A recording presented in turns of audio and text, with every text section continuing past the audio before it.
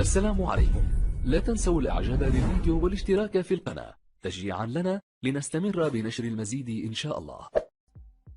Ô combien important, il y a de la revanche par rapport à la finale de la Supercoupe d'Espagne. Il y a évidemment une seconde chance pour Bilbao de remporter enfin ce titre. Près de 500 matchs pour Iker Muniain, plus de 700 matchs pour Lionel Messi. C'est un match qui les fuit depuis 1984 et pour cela, eh bien, Antoine Griezmann est présent aux côtés de Lionel Messi. Ce sera peut-être pas cette organisation-là. En tout cas, ce serait très surprenant que ce soit cette organisation. A priori, on s'oriente plutôt vers un milieu de terrain composé de Busquets, De Jong et Pedri, même si Pedri effectivement a beaucoup de liberté. Et puis un duo d'attaque, Antoine Griezmann et Léo Messi. Mais c'est quand même à confirmer. On va voir cela très rapidement dans le match.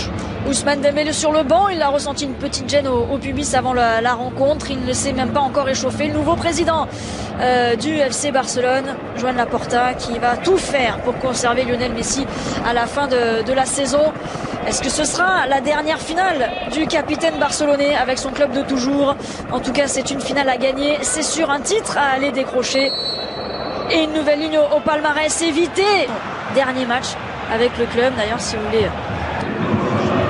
Première offensive avec Pedri qui peut décaler. Jordi Alba, la première montée, toujours les centres de Jordi Alba. Messi dans la surface, il a été lâché avec le poteau. Oh, le poteau. Voilà, le premier ballon pour Antoine Griezmann qui s'est trouvé tout de suite. Lionel Messi, la montée de Jordi Alba qui remet sur le français. L'intervention de Ray Alvarez. Il était hors jeu, Jordi Alba, à mon avis. Premier hors jeu signalé. En tout cas, une première en accélération.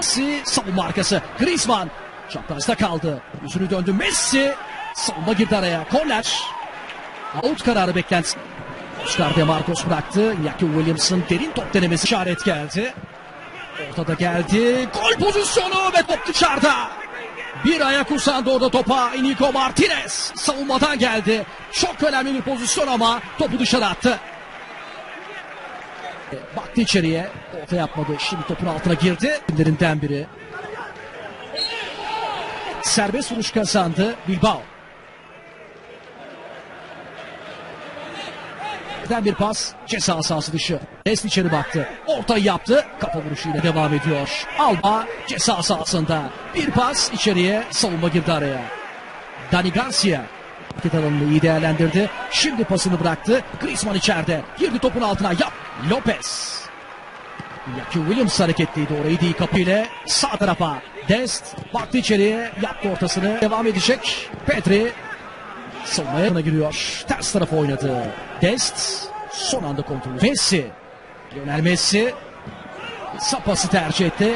Griezmann'a gelmedi top. Çıkamıyor Bilbao atıyor. Langle gözü içeride. Girdi topun altına. Yaptı ortayı. Garcia. Ortadan delme düşüncesi. Griezmann havalandırdı.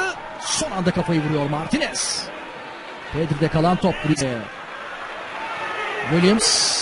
Sprinten De Jong geliyor. Tekrar Messi. Bir çalımla çekti. Messi vurdu. Kalişte kaldı. Onun ceza sahası içinde topla her buluşması önünde çevresinde hareketli. Top bekledi. Aldı. Antoine Griezmann şut pozisyonu aradı. Başladı. Top Barcelona'da kaldı. Şimdi omuz omuza bir mücadele.